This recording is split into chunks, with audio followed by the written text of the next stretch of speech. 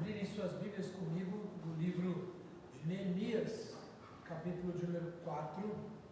Nós faremos a leitura de todo o capítulo, Neemias 4, versículo 1 ao versículo de número 23. Eu farei a leitura, peço que os irmãos acompanhem comigo. Neemias 4, verso 1 ao 23. Diz assim o texto da palavra do Senhor: Tendo Sanbalate ouvido que edificávamos o muro, ardeu em ira e se indignou muito e escarneceu dos judeus. Então falou na presença de seus irmãos e do exército de Samaria e disse: Que fazem estes fracos judeus? Permitir-se-lhes isso? Sacrificarão? Darão cabo da obra num só dia? Renascerão acaso dos montões de pó as pedras que foram queimadas? Estava com ele Tobias, o amonita, e disse: Ainda que edifiquem, vindo uma raposa, derribará o seu muro de pé. Ouve, ó nosso Deus, pois estamos sendo desprezados. Caia o seu opróbrio sobre a cabeça deles, e faze que sejam despojo numa terra de cativeiro. Não lhes encubras a iniquidade, e não se risque de diante de ti o seu pecado, pois te provocaram a ira na presença dos que edificaram. Assim, edificamos o muro, e todo o muro se fechou até a metade de sua altura, porque o povo tinha ânimo para trabalhar. Mas, ouvindo Sanbalate e Tobias, os arábios, os amonitas e os asdoditas, que a reparação dos muros de Jerusalém ia avante, e que se começavam a fechar-lhe as brechas, ficaram sobremodo irados. Ajuntaram-se todos de comum acordo para virem atacar Jerusalém e suscitar confusão ali. Porém, nós oramos ao nosso Deus, e como proteção pusemos guarda contra eles, de dia e de noite. Então disse Judá: Já desfaleceram as forças dos carregadores, e os escombros são muitos, de maneira que não podemos edificar o muro. Disseram, porém, os nossos inimigos: Nada saberão disso, nem verão, até que entremos no meio deles e os matemos. Assim faremos cessar a obra. Quando os judeus que habitavam na vizinhança deles 10 vezes nos disseram: De todos os lugares onde moram subirão contra ti, contra nós, então pus o povo por famílias nos lugares baixos e abertos, por detrás do muro, com as suas espadas e as suas lanças e os seus arcos. Inspecionei, dispus-me e disse aos nobres, aos magistrados e ao resto do povo: Não os temais, lembrai-vos do Senhor, grande e temível, e pelejai pelos vossos irmãos, vossos filhos, vossas filhas, vossa mulher e vossa casa. E sucedeu que, ouvindo os nossos inimigos, que já o sabíamos, e que Deus tinha frustrado o desígnio deles, voltamos todos nós ao muro, cada um à sua obra. Daquele dia em diante, metade dos meus moços trabalhava na obra, e a outra metade empunhava lanças, escudos e arcos e couraças. E os chefes estavam por detrás de toda a casa de Judá. Os carregadores, que por si mesmos tomavam as cargas, cada um com uma das mãos fazia a obra, e com a outra segurava a arma. Os edificadores, cada um trazia a sua espada à cinta, e assim edificavam. O que tocava a trombeta estava junto de mim. Disse eu aos nobres, aos magistrados e ao resto do povo: Grande e extensa é a obra, e nós estamos no muro, muito separados, longe uns dos outros. No lugar em que ouvides o som da trombeta, para ali acorrei a ter conosco. O nosso Deus pelejará por nós. Assim trabalhávamos na obra, e metade empunhava as lanças, desde o raiar do dia até ao sair das estrelas. Também nesse mesmo tempo disse eu ao povo: cada um com o seu moço fique em Jerusalém, para que de noite nos sirvam de guarda e de dia trabalhem. Nem eu, nem meus irmãos, nem meus moços, nem os homens da guarda que me seguiam, largávamos as nossas vestes. Cada um se deitava com as armas à sua direita. Até aí, meus irmãos, vamos orar mais uma vez. Oremos ao Senhor, clamemos ao Espírito Santo nesse momento pela sua direção e iluminação, para que nós possamos compreender as Escrituras. Oremos. Ó Deus bendito, nós te louvamos, rendemos graças ao Senhor nessa noite em que agora nós lemos a sua palavra e clamamos, ó Deus, pela iluminação, pela direção do teu Espírito Santo sobre nós. Fala conosco, é o que nós te pedimos, em nome de Jesus. Amém. Quero compartilhar o tema para a nossa reflexão, principalmente para as nossas crianças. E o tema para a nossa exposição nessa noite é quando tudo parece estar seguro. Esse é o nosso tema. Quando tudo parece estar seguro. Meus irmãos, eu acredito que todos nós conhecemos um filme, talvez os mais novos ainda não tenham visto esse filme, mas no ano de 1975, um filme que foi produzido pelo Steven Spielberg, fez um grande sucesso. E eu acredito que, de alguma forma, faça sucesso até hoje, que é o Tubarão. Eu acredito que a maioria das pessoas aqui já assistiram o Tubarão.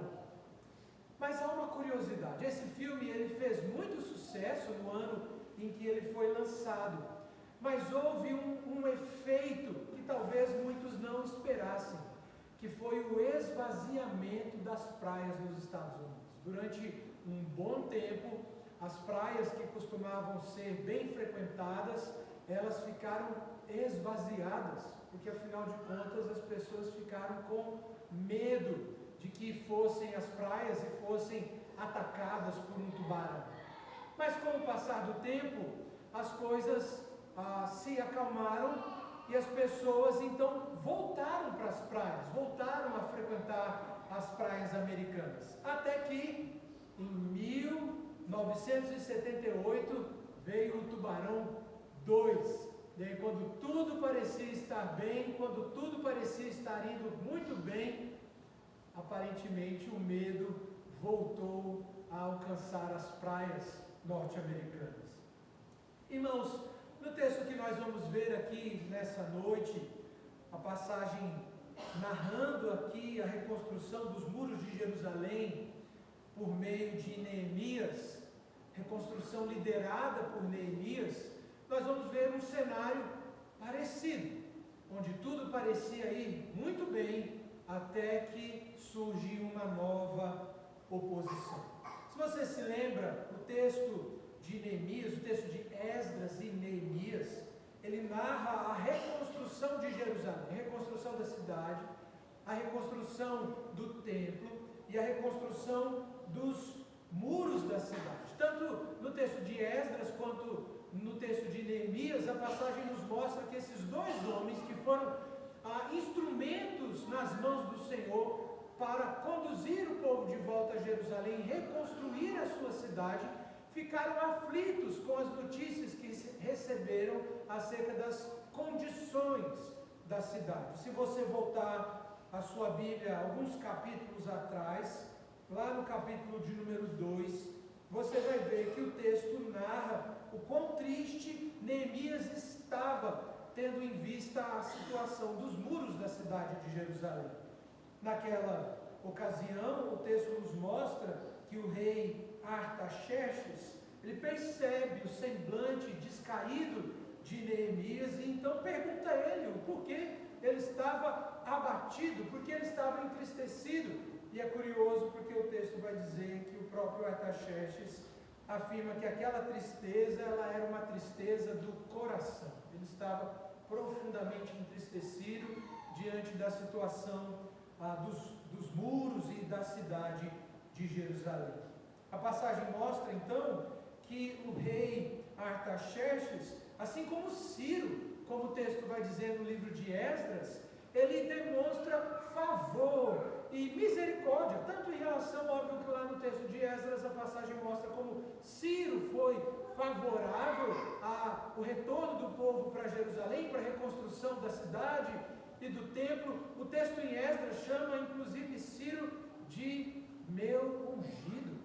Era um ímpio, mas que havia sido um instrumento nas mãos do Senhor para a reconstrução da cidade, assim como Artaxerxes aqui no texto de Neemias, como nós vimos no capítulo de número 2.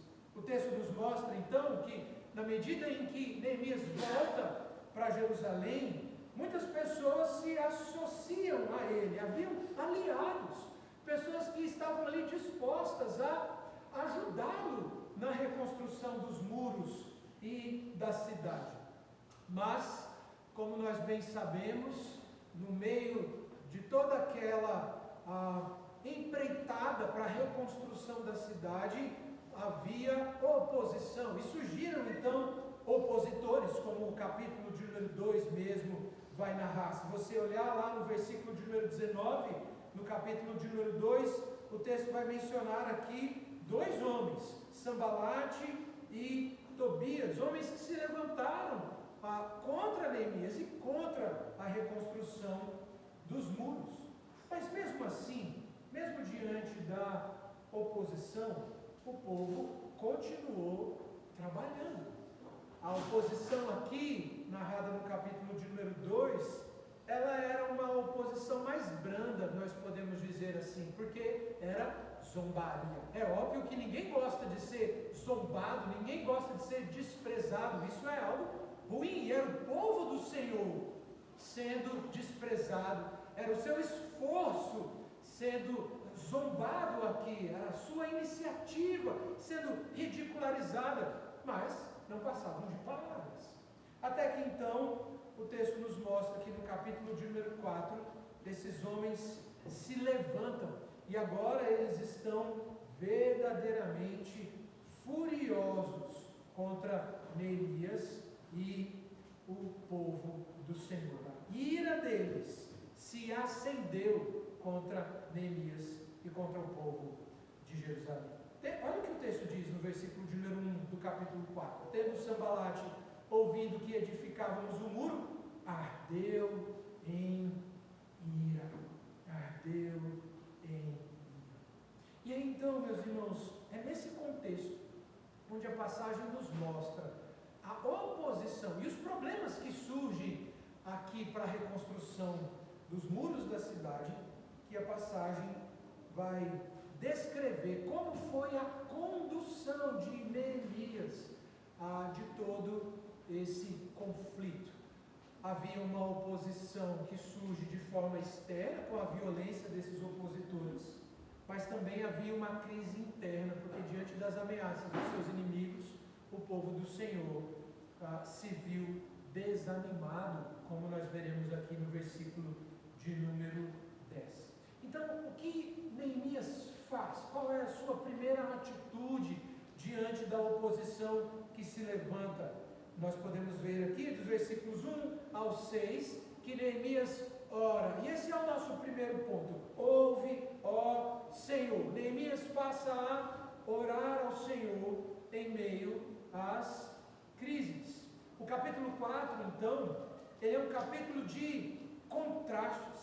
Por quê? Porque nós vemos aqui nesse capítulo que o incrédulo ele vai ridicularizar e desprezar o povo do Senhor, enquanto o fiel, ele ora. Os inimigos de Neemias, que já haviam sido revelados anteriormente, lá no capítulo de número 2, agora não apenas ridicularizavam o povo de Deus, como estão ardendo em ira. E o ódio e o desprezo desses homens, ele é revelado aqui em quatro perguntas retóricas, cuja a resposta aqui evidentemente seria não.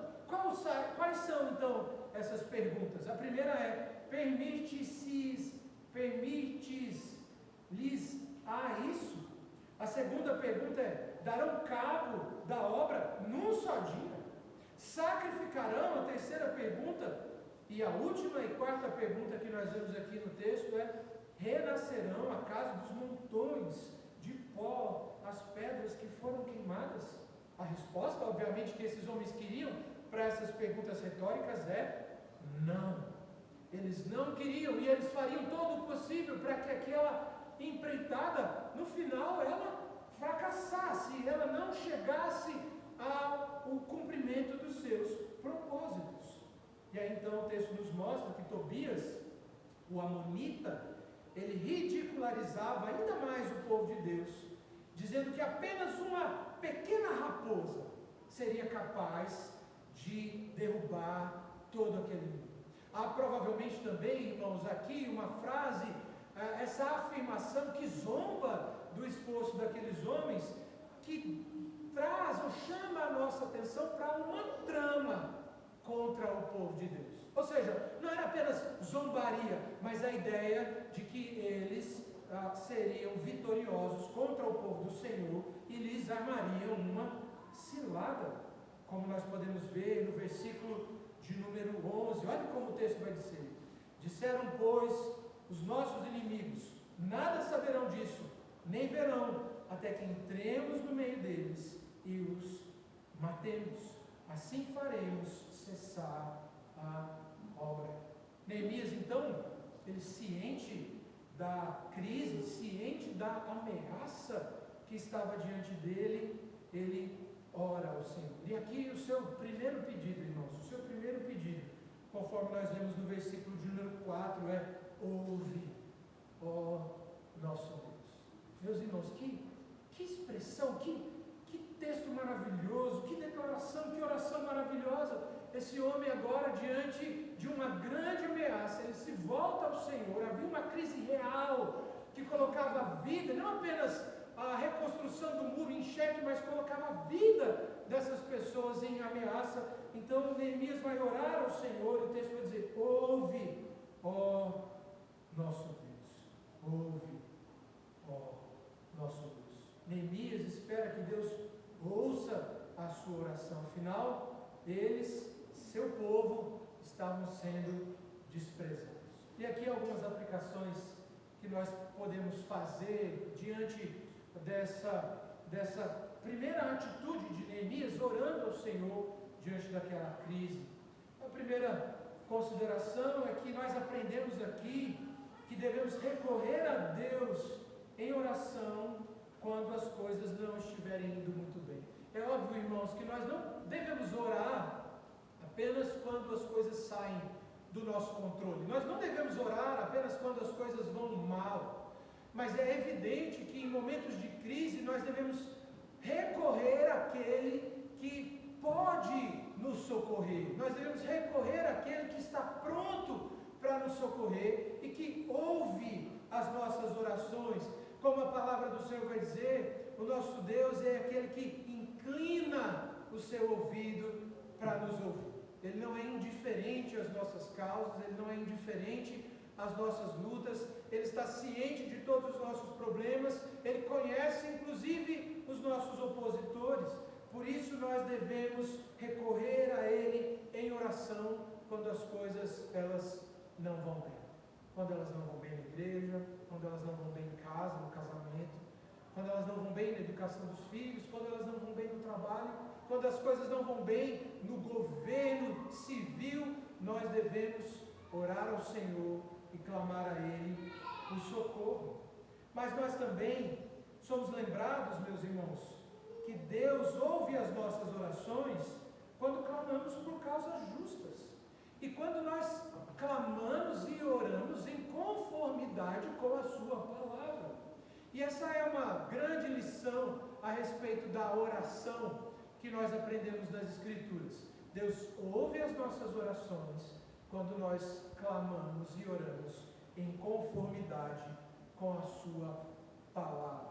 Deus, definitivamente, Ele não está obrigado, meus irmãos, a nos conceder nada que não esteja em conformidade com a sua palavra.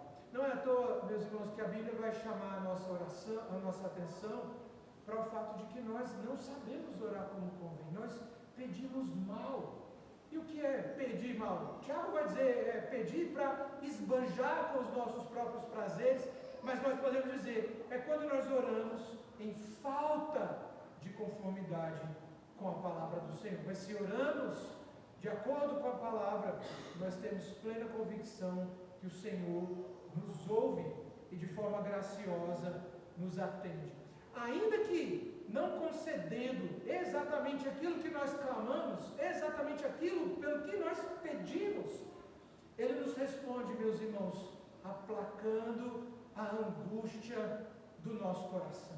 E como nós, meus irmãos, muitas vezes desprezamos a eficácia da oração. Você lembra que a Escritura vai dizer assim, muito pode por sua eficácia a oração do justo. Muito pode por sua eficácia a oração do justo. Então talvez quando você orar, e mesmo clamando ao Senhor por causas justas, e as coisas não acontecerem como você quer, como você deseja, ainda que seus desejos sejam lícitos, nós podemos orar confiantes de que o Senhor, Ele aplaca por meio da oração a angústia do nosso coração. Nós devemos orar mais. Nós devemos orar mais. Devemos orar sem cessar, como diz a sua palavra. Confiando, como diz a Escritura, que o Senhor é amoroso e que Ele sabe dar boas dádivas aos seus filhos. Agora o texto vai nos mostrar que Neemias ora ao Senhor e ele ora para que o Senhor lute a batalha por eles. Então, como isso daqui é maravilhoso, é óbvio, nós vamos ver coisas intrigantes aqui no texto, mas de alguma forma Neemias reconhece que ele depende do Senhor, ele depende do favor do Senhor. A oração, irmãos, ela de alguma forma, ela é isso, é esse nosso reconhecimento da nossa dependência de Deus. É quando nós colocamos as nossas vidas na presença do Senhor, reconhecendo que nós precisamos dele. Neemias está orando dessa forma, que o Senhor lute a batalha por eles, que o Senhor peleje por eles. É assim que o Senhor, o texto das Escrituras vai nos ensinar a orar em completa dependência dele, reconhecendo que sem o seu favor, se o Senhor não pelejar por nós, nós estamos fadados ao fracasso. Neemias faz aqui uma oração que nós estamos acostumados a ver nos Salmos. E que oração é essa, meus irmãos? Que oração é essa que nós podemos ver aqui no texto dos Salmos? É um tipo de oração imprecatória. O Senhor clamando, ou Neemias clamando ao Senhor para que derrame juízo sobre os seus opositores. Então, assim como nos Salmos, Neemias ora para que o juízo de Deus venha sobre os perseguidores do povo. Isso porque Neemias entendeu aqui que eles estavam lutando contra o próprio Deus, contra a própria igreja. Neemias entendeu que a luta não era contra ele, mas sim contra o Senhor.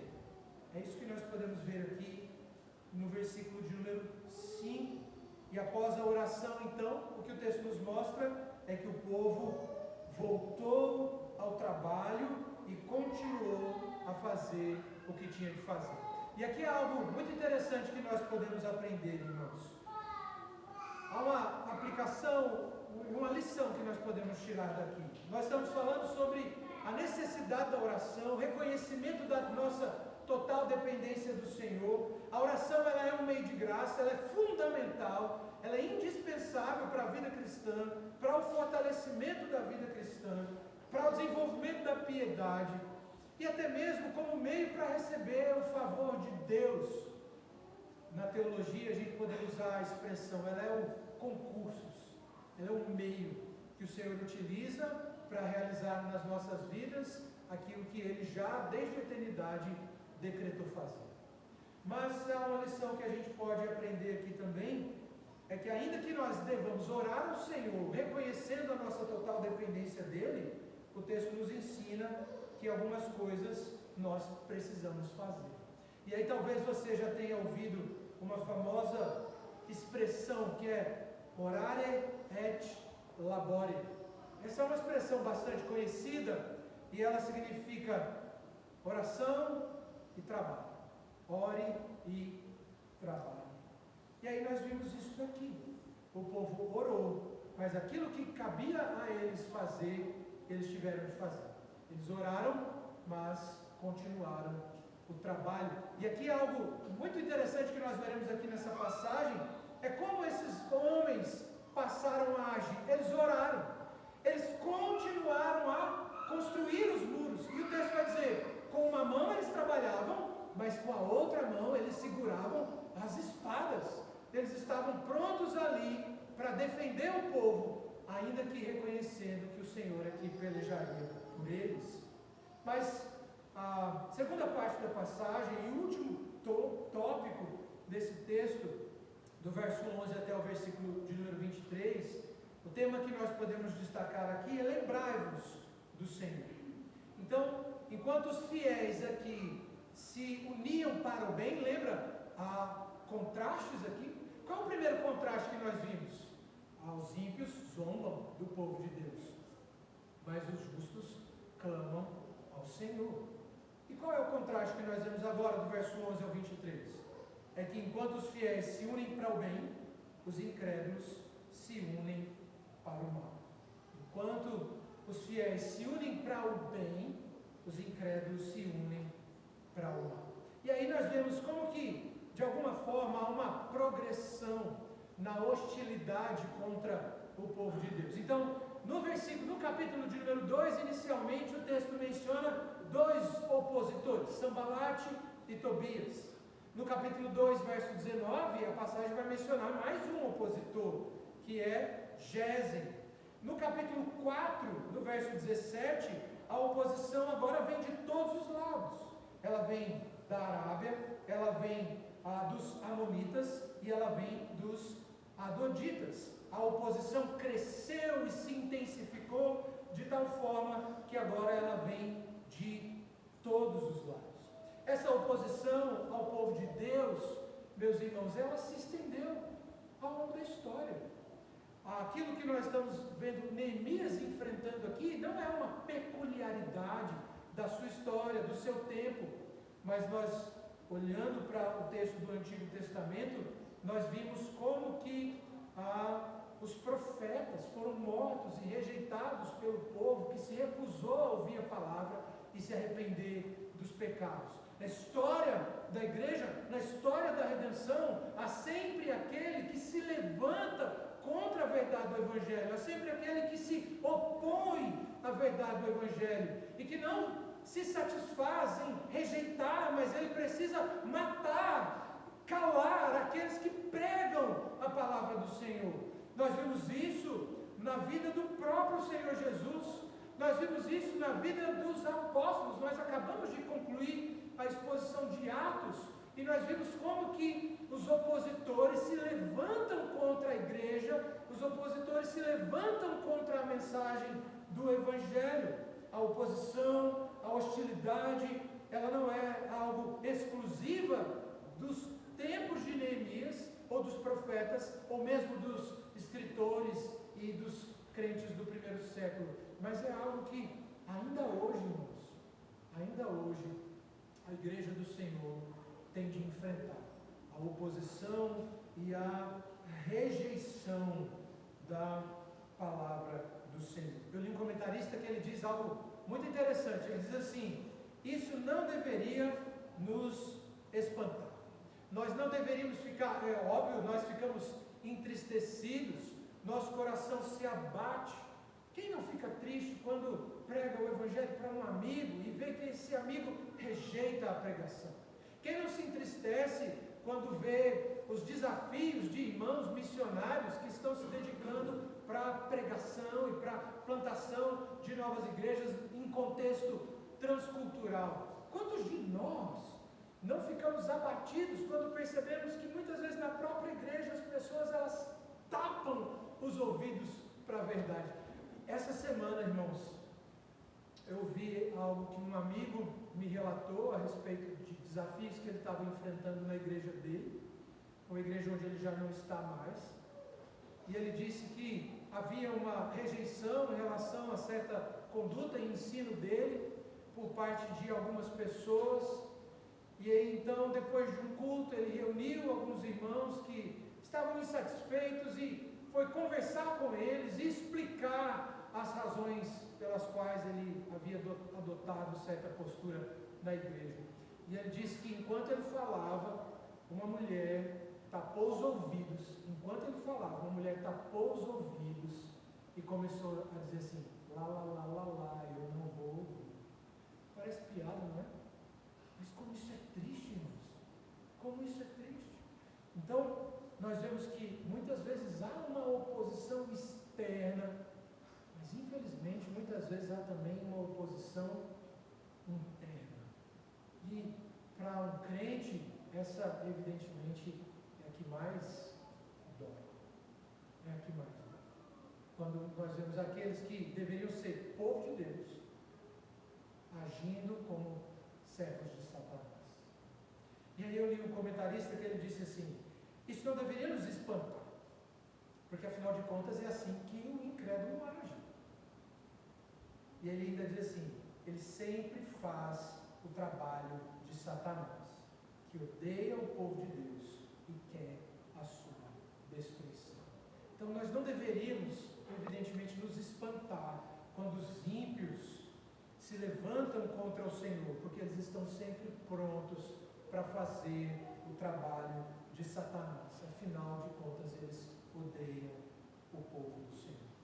O povo de Judá, então, como nós vemos aqui no versículo de número 10, ao tomar o conhecimento de que agora seus inimigos não apenas os ridicularizavam, mas estavam tramando sua morte e estavam subindo para atacar Jerusalém, muitos ficaram desanimados. Olha o que nós vemos aqui no versículo de número 10. Diz assim: então disse Judá: já desfaleceram as forças dos carregadores, e os escombros são muitos, de maneira que não podemos edificar um muro. Seus corações se abateram. Mas Neemias, como um líder segundo Deus, tomou as providências certas. Primeiro ele orou, mais uma vez ele orou. Depois colocou guarda para proteger a cidade e seus muros. Então ele encorajou o povo do Senhor, fazendo-os lembrar quem era o seu Deus. E esse é um ponto importante aqui. Como eles foram encorajados? Qual foi o meio de encorajamento? Esses homens foram encorajados pela compreensão e o conhecimento a respeito de quem era o Senhor. Olha o que o texto vai dizer no versículo de número 14: inspecionei, dispus-me e disse aos nobres, aos magistrados e ao resto do povo: não os temais, lembrai-vos do Senhor grande e temível, e pelejai pelos vossos irmãos, vossos filhos, vossas filhas, vossa mulher e vossa casa.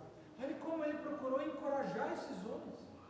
Como foi? Qual foi a estratégia? Afinal de contas, era um líder. E nós, obviamente, em Esdras e Neemias, nós vemos exemplos de bons líderes segundo Deus, segundo o Evangelho, homens tementes ao Senhor. E como eles então, como ele procurou encorajar o povo, ele diz: lembrai-vos do Senhor, grande e temível. Lembrai-vos do Senhor. Meus irmãos, que coisa gloriosa é pensar que o entendimento e o conhecimento de Deus, ele é capaz de nos dar força, coragem e ânimo. O ânimo que nós precisamos, o encorajamento que nós precisamos, ele vem do Senhor, ele vem do conhecimento do Senhor. E, óbvio, nós passamos por momentos e lutas reais que afligem e abatem o nosso coração. Hoje pela manhã falamos um pouco a respeito disso.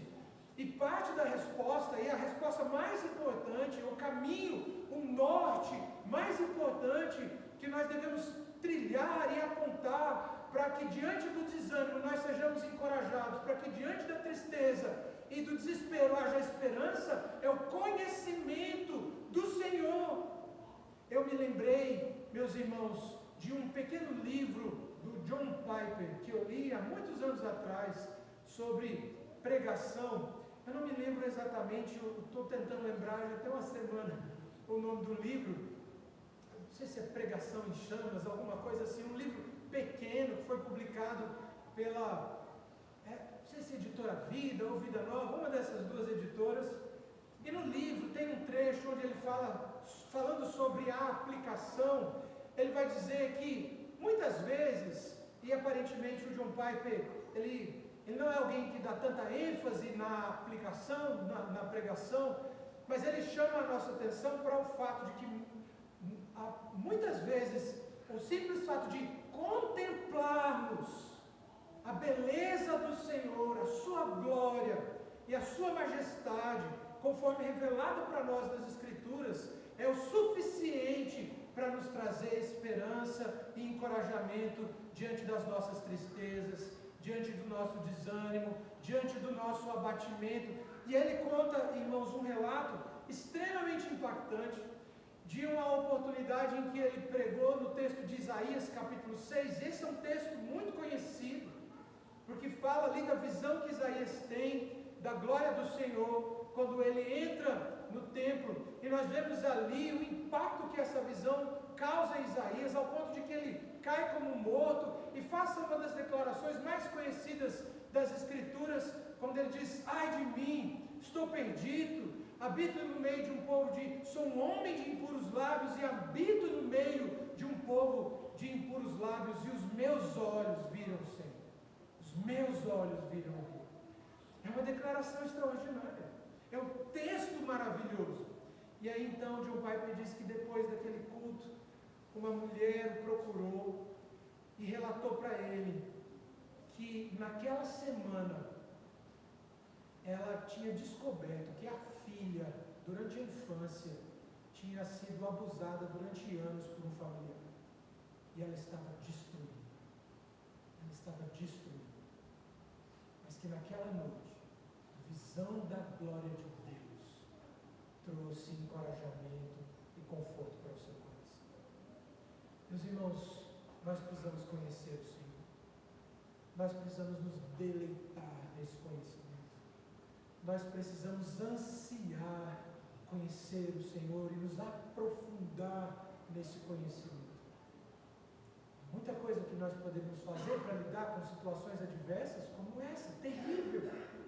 Mas sem dúvidas, meus irmãos, qualquer tentativa de lidar com as nossas frustrações e as nossas misérias à parte da cruz será frustrada, mero placebo. Mas é a glória de Cristo, a glória do Deus eterno, que conhece as nossas aflições. Ela é poderosa o suficiente para aplacar a angústia da nossa alma e encorajar o coração do abatido. Nós cremos nisso, meus irmãos? Nós cremos nisso? Que o conhecimento da glória desse Senhor, que criou os céus e a terra, que conduz e sustenta todas as coisas pelo poder das suas mãos, é poderoso o suficiente para trazer esperança para o nosso coração, ânimo quando nós estamos desanimados. Eu creio que nós ficamos desanimados muitas vezes e com muita facilidade, às vezes por questões que são reais, problemas reais, e às vezes por questões tão pequenas, e penso, meus irmãos, que o que nos falta é meditar mais sobre o Evangelho, é meditar mais sobre a beleza da glória do Senhor revelada nas Escrituras. Neemias procurou encorajar esse povo, lembrando eles: lembrai-vos do Senhor, grande e terrível. É esse Senhor que peleja por nós. Glória, meus irmãos. Como isso é glorioso. É esse Senhor que luta as nossas causas. Mas como o conhecimento de Deus pode trazer esperança para o nosso coração? E quais características nós podemos mencionar daquele que conhece a Deus? Quais características aqueles que conhecem a Deus têm? E óbvio, eu quero mencionar algumas características aqui que eu extraí do livro do J. Packer, um livro bastante conhecido também, chamado O Conhecimento de Deus. E ele elenca 4. Ele diz assim: primeira característica, aqueles que conhecem a Deus têm uma grande energia para servir ao Senhor. Segunda característica, aqueles que conhecem a Deus têm grandes pensamentos sobre Ele. A terceira característica, aqueles que conhecem a Deus têm grande ousadia em Deus, e aqui ele vai citar o exemplo de Sadraque, Mesaque e Abdinego, que se recusaram a adorar a estátua de Nabucodonosor, ou quando se recusaram a se contaminar com as finas iguarias do rei, ou mesmo quando Daniel continua se dirigindo ao Senhor em oração, mesmo quando isso havia sido proibido. Aqueles que conhecem a Deus têm grande ousadia no Senhor. E a quarta característica é que aqueles que conhecem a Deus têm grande contentamento em Deus. E ele cita aqui mais uma vez ao exemplo de Sadraque, Mesaque e Abdinego,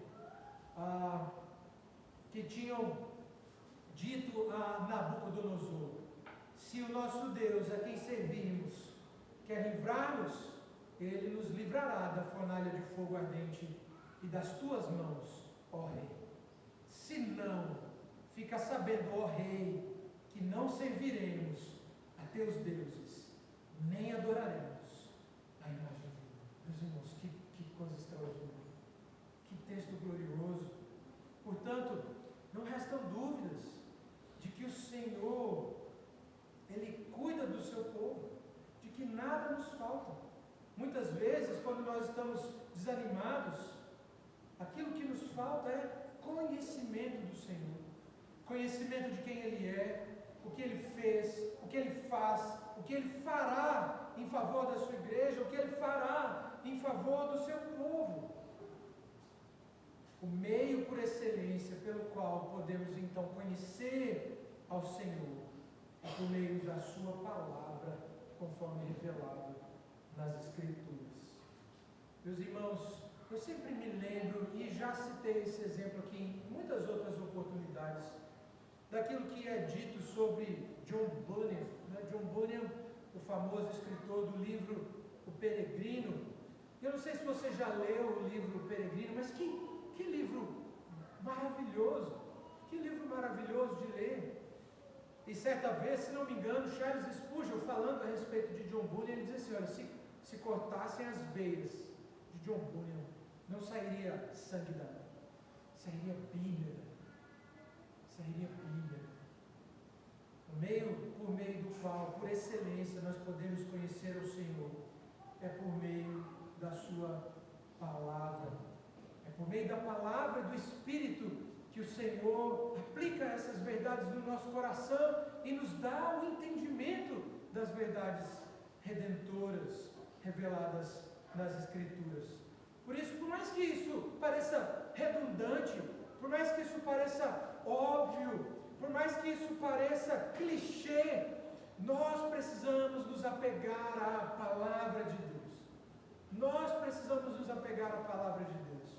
Nós precisamos ansiar por aquele momento do dia em que nós vamos ter um tempo de leitura das Escrituras e vamos nos deleitar com o conhecimento do Senhor, que nós podemos adquirir por meio da sua palavra revelada. Meus irmãos, quão maravilhoso é podemos conhecer o Senhor por meio das Escrituras. Devemos ter deleite, então, prazer e sermos diligentes na busca por esse conhecimento, na busca pelo Deus que redime e que restaura corações, conforme Ele se revela na sua santa palavra. O Senhor Deus resolveu revelar a si mesmo nos registros sagrados dos autores que foram divinamente inspirados. Portanto, o que muitas vezes nos falta, irmãos, é conhecimento, não apenas conhecimento, mas deleite no Senhor. Isso nos leva então a outra aplicação. E a aplicação que eu quero fazer, irmãos, à luz do texto, é que o fato de que Deus pelejaria pelo seu povo não significava que os judeus não teriam de lutar. Esse não é um chamado ao pacifismo, mas à unidade e à sábia estratégia de trabalhar e defender. Embora Deus seja soberano e vá à frente defendendo o seu povo, ainda assim existe a responsabilidade humana. Existem coisas que nós teremos de fazer. Algumas lutas nós teremos de lutar. Algumas batalhas nós teremos de enfrentar, ainda que com a convicção de que o Senhor está ao nosso lado e Ele não nos desampara. Conhecimento de que Deus pelejaria pelo seu povo, de que o povo de Judá estava preparado para a batalha, fez com que seus inimigos recuassem e desistissem do ataque, ao menos por enquanto. Mas assim, o povo continuou trabalhando e ao mesmo tempo de prontidão para enfrentar os inimigos, caso houvesse alguma investida.